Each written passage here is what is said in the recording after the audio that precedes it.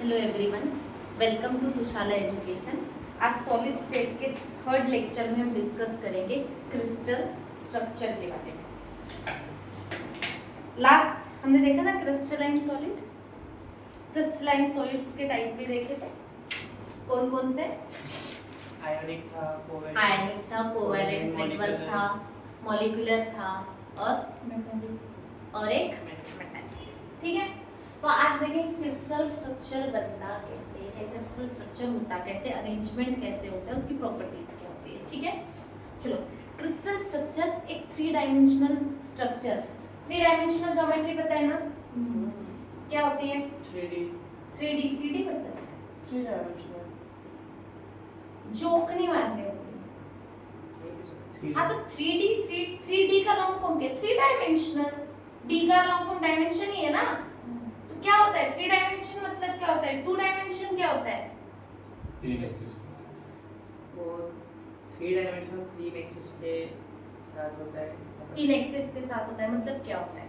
3 faces रहते हैं उसमें। 3 ही फेस होते हैं। 3 के हिसाब से 3। क्यूब देखा है? हाँ, क्यूब कैसा स्ट्रक्चर है? 3D क्यूब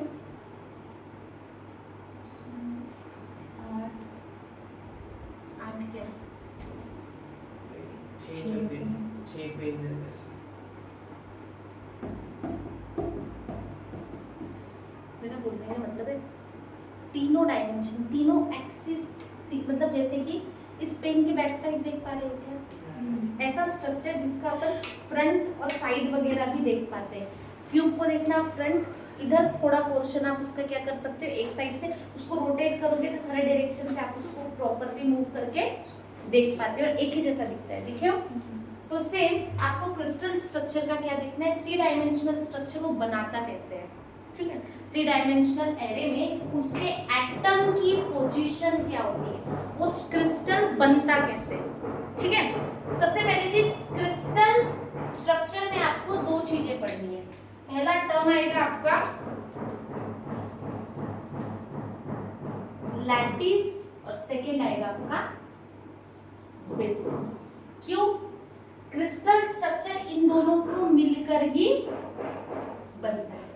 क्लियर हो रहा है क्या? कैसे बना है crystal structure? Lattice plus basis. अब लैटिस क्या है? लैटिस वर्ड सुना है क्या कभी? क्यों नहीं आया? क्यों नहीं सुना होगा? क्योंकि अब पहली बार तो आया ही है ना टॉपिक सॉलिड स्टेट, तो पहली बार सुन भी रहा है। सुनो, लैटिस में क्या होता है, जितने भी जो क्रिस्टल में जैसा अरेंजमेंट होता है, एटम किस टाइप में अरेंज्ड है, उसको हम बोलते हैं लैटिस। फॉर एग्जांपल अगर मैं बात करूं, क्यूब देखो, अगर मैं बोलूं किसी का जो पार्टिकल का जो अरेंजमेंट है, हम यहाँ पे पार्टिकल को ना डॉट से, पॉइंट से रिप्रेजेंट करेंगे। ठीक है, जो कांस्टेंट एटम जो रहेंगे उनको हम पॉइंट से रिप्रेजेंट करेंगे। फॉर एग्जांपल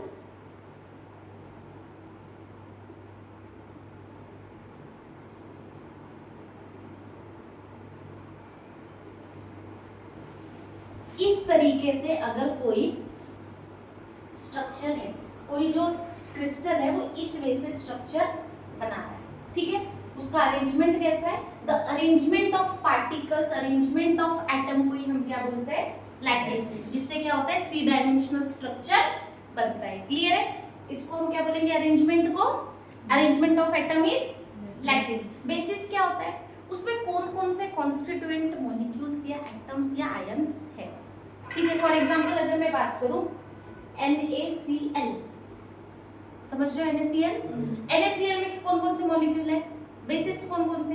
एक तो Na और एक Cl। क्लियर हो रहा है? फॉर एग्जांपल अगर मैं बात कर लूं, मैं इस तरीके से इसके बेसिस को बता रही हूं, दोनों मॉलिक्यूल को, समझ रहे हो क्या? तो ये कैसा स्ट्रक्चर बन जाएगा रे बाबा? इसमें से बनेगा ना, समझ रहे हो क्या बता रही हूँ? और इसको मिलके क्या बनेगा आपका? ये जो बना रही हूँ ये क्या बन रहा है आपका? Crystal structure. कोई डाउट है क्या अभी? सुनो, क्या बोला हमने? लैटिस क्या है? Arrangement of constituent particle in three dimensional अरे। ठीक है, तो जो भी एटम्स या मॉलिक्यूल्स है उनका अरेंजमेंट को हम क्या बोलेंगे? थ्री डायमेंशनल ज्योमेट्री में लैटिस। और बेसिस क्या है? कौन से कॉन्स्टिट्यूएंट मॉलिक्यूल उसमें इन्वॉल्व हुए। फॉर एग्जांपल अगर हमने NaCl लिए तो क्या क्या है? बेसिस कौन कौन सा होगा? एक तो Na होगा एंड Cl होगा। क्लियर हो रहा है? तो इन दोनों को मिला के आपका क्या बनता है? आपका क्रिस्टल स्ट्रक्चर बनता है। क्लियर है क्या? पक्का? एक और टर्म के बारे में पढ़ना है, यूनिट सेल। यूनिट मतलब सिंगल। यूनिट मतलब क्या होता है? सिंगल। अब मुझे एक बात बताओ, मैंने सिग्नल लिख दिया,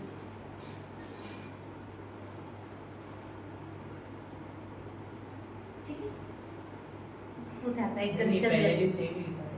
पहले भी सेम लिखा था? नहीं, जी लिखा था शायद। मुझे ऐसा लिखा था, मुझे लगा ऐसा लिखा है। ये सिग्नल है, ये सिंगल है ना? हो जाता है इधर उधर, चलो जाते हैं, कोई दिक्कत नहीं। क्या बता रहे थे अभी? यूनिट से। मुझे एक बात बताओ, अगर कोई पार्टिकल कोई क्यूब के मॉलिक्यूल से बना, घन, ईटा देखो, एक क्यूब का स्ट्रक्चर है। ईटा अगर देखो तो क्यूब है ना, सिंगल। तो ऐसे दीवार बनाने के लिए मुझे समझो, ये ईटा है, ठीक है, सिंपल, एक सिंपल स्ट्रक्चर बनाते हैं।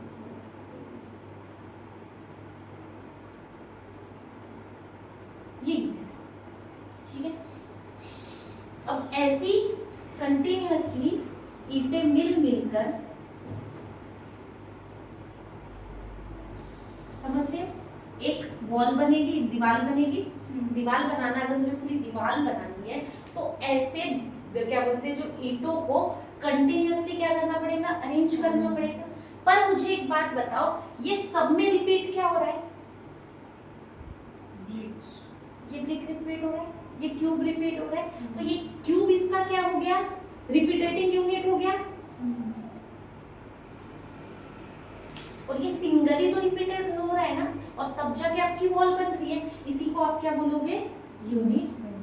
मतलब पूरी वॉल बनाने के लिए एक ही यूनिट क्या हुआ है, जो बार बार सिंगल यूनिट रिपीट होगा, उसी को हम क्या बोलते हैं? Unit cell.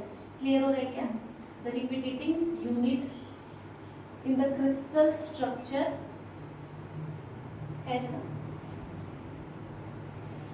Crystal structure, the smallest repeating structure unit of crystal structure is known as unit cell. Clear हो रहा है? मतलब एक रिपीटेटिंग यूनिट रहेगा किसी भी क्रिस्टल स्ट्रक्चर में, उसका सबसे स्मॉलेस्ट स्ट्रक्चर होगा, उसी को हम बोलते हैं यूनिट सेल। हो सकता है क्यूब भी हो सकता है। अगर किसी भी स्ट्रक्चर में अगर सिर्फ क्यूब रिपीट हुआ है, समझ रहे हो, तो हर एक नेक्स्ट के बाद में क्या आएगा? उसको क्यूब ही रिपीट होगा। ऐसे क्यूब बनते बनते ये पूरा का पूरा स्ट्रक्चर बनेगा।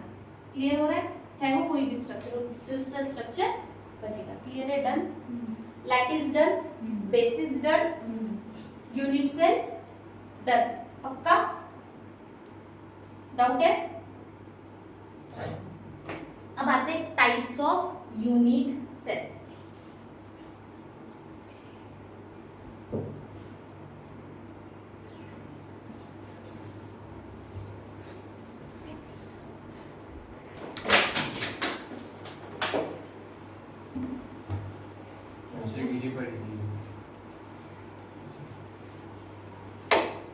क्रिस्टल स्ट्रक्चर में अब आते हैं हम यूनिट सेल को सबसे पहले समझते हैं, उसके टाइप्स को देखते हैं। देख, यूनिट सेल में सबसे पहले, इसके सभी चीजें बताने से पहले मुझे एक बात बताओ, कितने कॉर्नर्स होते हैं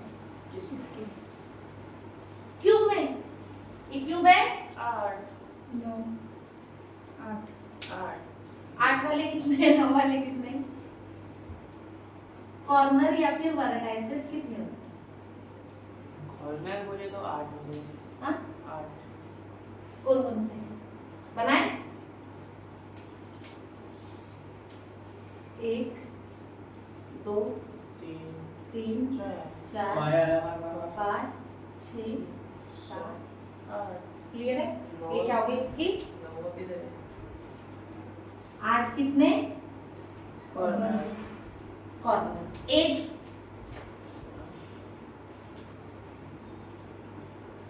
12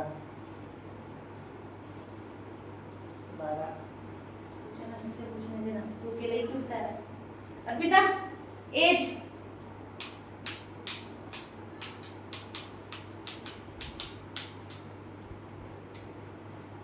एज किसको बोलते हैं सबसे पहले? ये है एजेस, ये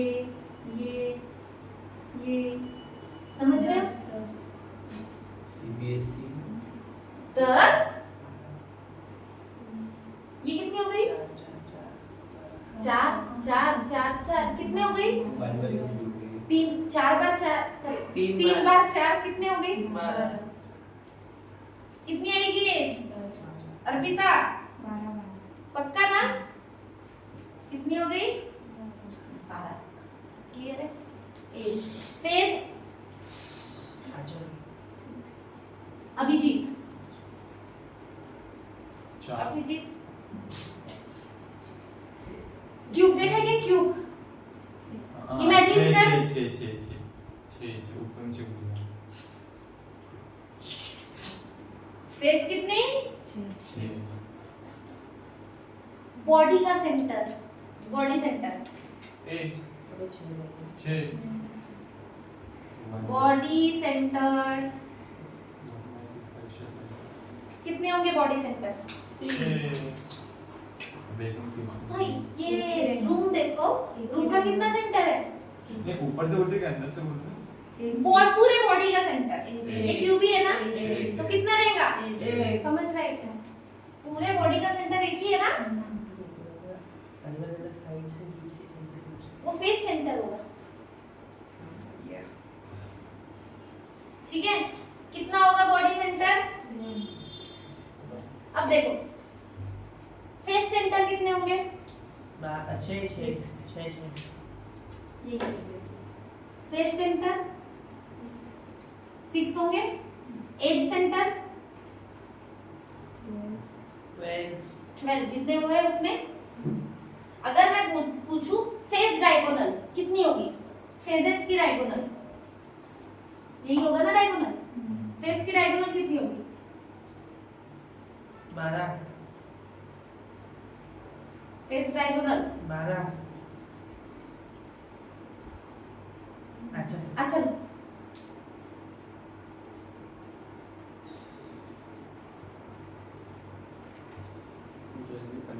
अरे बाबा फेस कितनी है? 6 तो एक अगर फेस में 2 डायगोनल बन रही है तो कितनी डायगोनल होगी?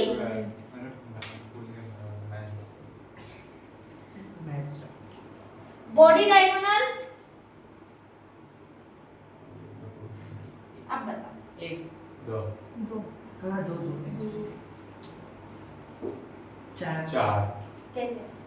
एक गोटे ऐसा, लेगी, एक ऐसा, एक ऐसा, ऐसा, ऐसा। ये दिख रही ना, 1 2 3 4 बॉडी डायगोनल ये याद रहेगा, भूलोगे क्योंकि ये सब चीजें आपको कैलकुलेशन वगैरह में भी आपको काम पड़ सकती है। क्लियर है? तो क्यूब का ये चीजें तो पता चल गया। अब देखो यहाँ पे अगर हमें इसकी एक्सिस देखना है, क्या देखना है? एक्सिस देखना है, तो कितनी एक्सिस आएगी? देखो यहाँ पे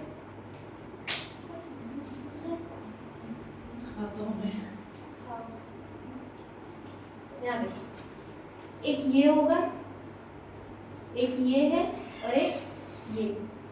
क्लियर है? ए बी और ये सी, ये क्या हो जाएंगी इसकी? एक्सिस हो जाएंगे। कौन कौन सी? ए बी और सी। ठीक है, मतलब डिस्टेंस हो जाएगा ना एजेस।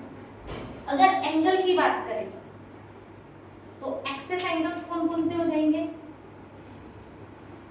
एंगल के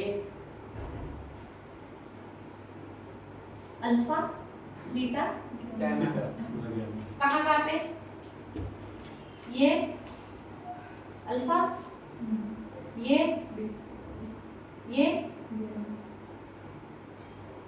क्लियर हो रहा है क्या? इनका एंगल क्या देंगे? Alpha beta. ये याद रहेगा क्या? एक्सेस कौन कौन थी? A B C, angle alpha beta and gamma. Clear? इसके बेस पे आपके यूनिट सेल को कितने पार्ट में डिवाइड किया? पहला प्रिमिटिव और सिंपल, क्यूबिक यूनिट्स, प्रिमिटिव और सिंपल क्यूबिक यूनिट्स है। इसमें कितने कॉर्नर होंगे? सुनो क्या स्ट्रक्चर, प्रिमिटिव और सिंपल क्यूबिक यूनिट सेल में कितने कॉर्नर होंगे? 8। कितने? 8। देखो जैसे ये वाला स्ट्रक्चर जो यहाँ पे बना हुआ है, इसमें एटम सिर्फ क्या होंगे? कॉर्नर पे होंगे। प्रिमिटिव सिंपल सेल में क्या होंगे? जो एटम और जो मॉलिक्यूल रहेंगे, एटम या फिर जो हम एटम की जो बात कर रहे हैं या पार्टिकल्स, कॉन्स्टिट्यूएंट पार्टिकल्स की बात कर रहे हैं, कॉन्स्टिट्यूएंट जो पार्टिकल्स होंगे वो कितने होंगे? 8 होंगे। वो भी कहाँ पे प्रेजेंट होंगे? Corner, only in corner. याद रहेगा क्या? कहाँ पे प्रेजेंट होंगे? देखिए 1 2 3 4 5 6 7 8। तो ये कौन सा यूनिट सेल हो जाएगा? Simple cubic unit units cell. है। क्लियर है? सिंपल क्यूबिक बोलेंगे हम। सेकंड क्या बोल रहा है? बॉडी सेंटर्ड क्यूबिक यूनिट्स है। इसमें कैसा होगा देखो,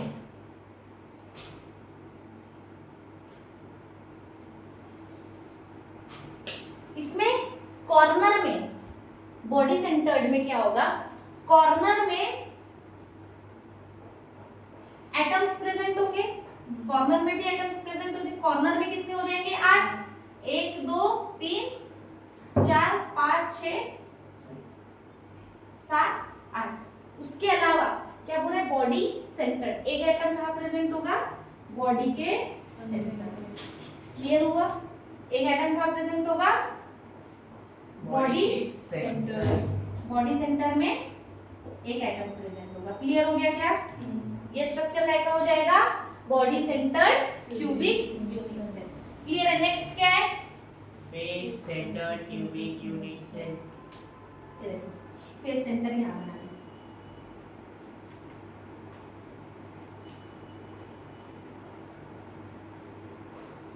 कॉर्नर पे तो 8 रहेंगे, कहाँ प्रेजेंट होंगे? कॉर्नर पे कितने रहेंगे? 8। उसके अलावा फेजेस कितनी है? 6। फेजेस पे भी एक एक एटम मिडल में सेंटर, फेस सेंटर, इसलिए कहाँ रहेगा? यहाँ पे, यहाँ पे, यहाँ। ये क्या हो जाएगा? 6 फेस है। अच्छा ये भी है एक, ठीक है? बैक और साइड वाले उसका बना नहीं सकते ना, तो इसलिए तो ये कौन सा हो जाएगा आपका? Face centre cubic unit cell. ये वाले को कॉर्नर भी बना लेंगे तो, ठीक है? ये क्या हो जाएगा आपका? इसमें क्या क्या प्रेजेंट है? कॉर्नर पे फेस सेंटर 8 और फेस पे 6। फेस के सेंटर पे 6। क्लियर है? फेस सेंटर पे भी क्या रहेंगे? एटम प्रेजेंट रहेंगे। वो क्या हो जाएगा आपका? Face centre. अब क्या है? Base central cubic unit unit cell. Base centred cubic unit cell. अब यहाँ पे क्या होगा? सुनो,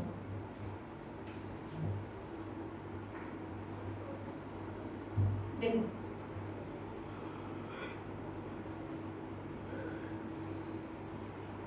इसमें क्या होगा? कॉर्नर पे तो प्रेजेंट होंगे एक, ये जो कॉर्नर्स हैं, ये जो कॉर्नर्स है, कॉर्नर्स पे तो प्रेजेंट होगा, बट क्या होगा?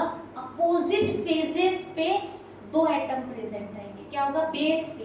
क्या बोल रहे हैं? Base centre. एक तो यहाँ और एक तो, समझ में आ रहा है क्या? ये क्या हो जाएगा? यहाँ पे कॉर्नर पे कितने रहे बाबा? 8 और बेस 2। बेस के सेंटर पे 2। क्लियर हो रहा है? ये स्ट्रक्चर क्या हो जाएगा आपका? बेस सेंटर्ड का। ये हो जाएगा आपका, सिर्फ कॉर्नर में प्रेजेंट है तो आप क्या बोलोगे? सिंपल क्यूबिक है। अगर कॉर्नर में प्रेजेंट है और साथ में बॉडी के सेंटर में प्रेजेंट है तो क्या हो जाएगा? बॉडी सेंटर्ड और अगर फेजेस पे भी प्रेजेंट है, कॉर्नर प्लस फेजेस पे 6 के 6 फेजेस पे प्रेजेंट है तो क्या नाम हो जाएगा? Face centred cubic unit cell. और अगर अपोजिट फेजेस पे प्रेजेंट है, किस पे? अपोजिट फेजेस पे प्रेजेंट है, सिर्फ कोई भी दो अपोजिट फेजेस पे प्रेजेंट है तो उसको हम क्या बोलेंगे? Body centred sorry base centred cubic unit cell. यहाँ तक कोई डाउट है क्या? पक्का पूरा क्लियर है? इसका भी एक्सिस कौन कौन सी? ए बी सी, जिसकी लेंथ हमको दी, angle axis angle alpha beta और वर्टाइसेस, ये तो बताइए पूरे। मेन चीज क्या? Types of unit cell. पहला सिंपल क्यूबिक, सेकंड इसको शॉर्ट फॉर्म में हम ऐसे भी लिखते हैं, यूनिट सेल ना लिखे तो क्या लिखेंगे? S C C, simple cubic cell. Long H है क्या? क्यों? दूसरा तो बीसीसी होगा, दूसरा हो जाएगा BCC, third FCC, short form ही आएंगे ज्यादातर। ये बीसीसी पर बेस होने के कारण इसको हम ज्यादातर ई भी लिखते हैं। एंड देखो बीसीसी इसका लॉन्ग फॉर्म नहीं लिखा जाता, इसको क्या लिख सकते हो? ईसीसी, एंड सेंटर्ड क्यूबिक, मतलब एंड पे प्रेजेंट है ना, ये सॉरी एंड पे, इसलिए एंड सेंटर्ड भी बोलते हैं। क्लियर है क्या? डन। नेक्स्ट टॉपिक आता है आपका क्रिस्टल सिस्टम। क्रिस्टल सिस्टम में हमें पढ़ना है ब्रेविस लैटिस के बारे में। किसके बारे में? Brevis lattice. देखो ब्रेविस लैटिस ने 14 क्रिस्टल के स्ट्रक्चर दिए थे। कितने? 14। कितने? 14। और हमारे सिलेबस में हमको कितने हैं? 2। कितने मेंशन कितने हैं? 7। अब ये 14 को डिफरेंशिएट किसमें किया? On the basis of A B C और अल्फा बीटा और गामा के डिपेंड, मतलब इक्वल तीनों इक्वल हुए तो क्या? तीनों एंगल इक्वल होंगे तो कैसा? तो इस बेसिस पे उन्होंने कितने टाइप में डिवाइड किया? 14। क्लियर है? तो 7 दिए हमारे सिलेबस में, कौन कौन से? देखो याद कैसे रखोगे? सी टॉम देयर, कैसे याद रखोगे? सी टॉम देयर, कैसे? सी टॉम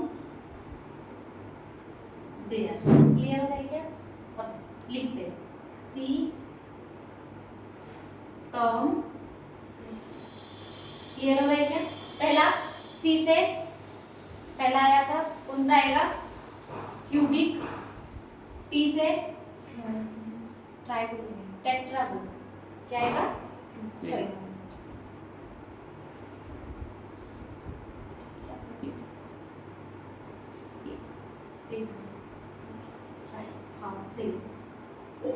टेट्रा। ओ से ऑर्थोरोम्बिक, ऑर्थोरोम्बिक।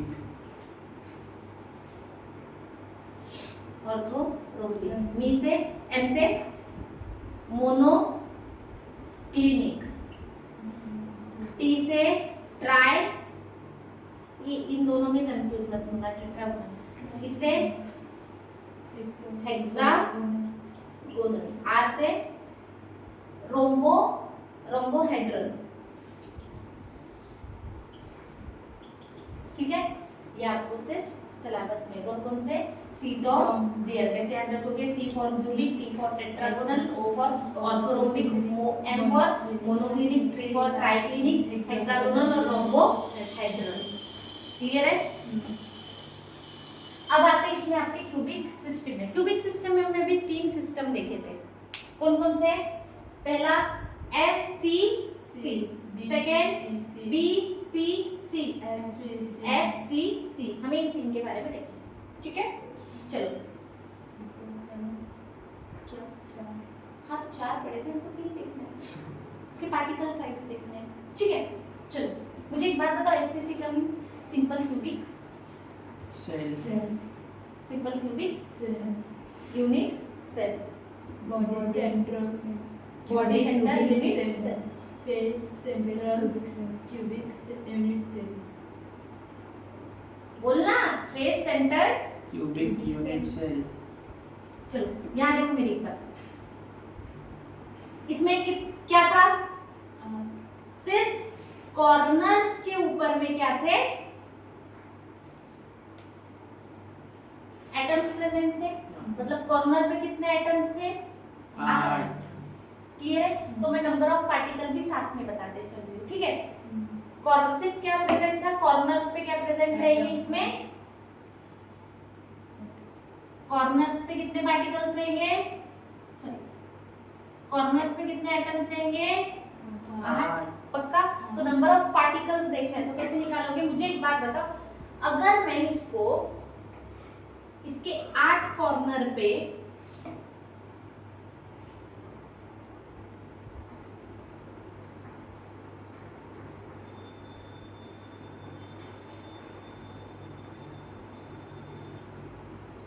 ठीक है, इसके अगर मैं 8 कॉर्नर पे अगर पार्टिकल प्रेजेंट है तो ये फर्दर अगर आजू बाजू में अगर किसी से अगर लिंक होगा, आजू बाजू में कोई अगर एटम इसी का सेम क्यूब अगर प्रेजेंट हो तो ये 8 के 8 पार्टिकल कंट्रीब्यूट हो सकते हैं, उनके साथ में बॉन्ड कर सकते हैं, एक साथ में जुड़ के रह सकते हैं, पार्टिकल कॉन्स्टिट्यूट करेगा ना उनके साथ में, तो क्या हो जाएगा।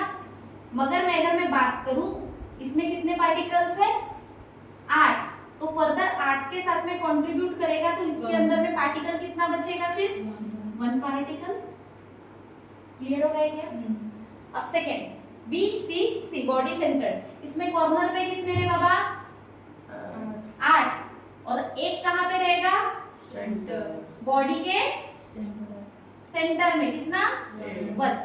तो मुझे एक बात बताओ, सबसे पहली चीज ये 8 के 8 तो यहाँ भी पार्टिसिपेट करेंगे, बीसीसी में भी 8 के 8 तो पार्टिसिपेट करेंगे, एक जो सेंटर वाला है वो किसी से अटैच हो पाएगा क्या, तो ये एक का तो एक बचेगा, जो फेस एंड बॉडी सेंटर वाला जो एटम है, जो बॉडी के सेंटर में जो है वो एक पार्ट बचेगा, तो 1 + 1 इसमें कितने पार्टिकल आ जाएंगे, मतलब बीसीसी में कितने पार्टिकल, 1/2 2 पार्टिकल। हाँ, 2 ये 1 + 1 किया रे भाई, तो कितने पार्टिकल, यहाँ पे 2 पार्टिकल, यहाँ कितने पार्टिकल, 1 पार्टिकल। अब नेक्स्ट क्या है, फेस सेंटर्ड क्यूबिक, यहाँ पे क्या थे, 8 तो कॉर्नर पे, कॉर्नर पे कितने, 8, और फेस के सेंटर पे 6।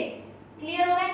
अब मुझे एक बात बताओ, 8 कॉर्नर वाले तो 8 से करेंगे, मतलब 1/8 × 8 = इसका 1 पार्टिकल आ जाएगा, इसमें कोई डाउट। अब क्या बचा, फेस वाले, फेस फर्दर कितने के साथ में कर सकती है, 2, इसका और इसके साथ में, आगे वाले 2 के साथ में कर सकती है ना, तो ये फेस वाला क्या हो जाएगा, 1/2 × 6 कितने हो जाएंगे, 3, तो 1 + 3 पार्टिकल कितना हो जाएगा, इसके पार्टिकल 4।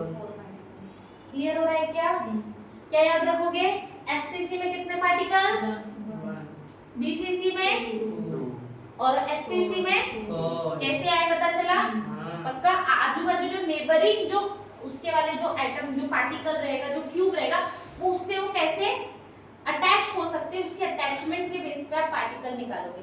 क्यूब 8 के 8 कॉर्नर से क्या कर सकता है, अटैच हो सकता है, फेस सेंटर 8 कॉर्नर से हो सकता है, पर बॉडी वाला जो सेंटर एटम है उससे हो नहीं सकता।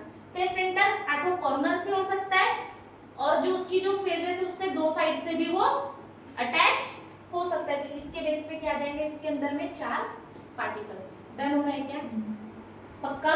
इसके बाद इनकी रिलेशनशिप आती है, डेंसिटी वगैरह सब, हम इसको नेक्स्ट लेक्चर में पूरा साथ में कवर करेंगे। क्लियर है, थैंक यू।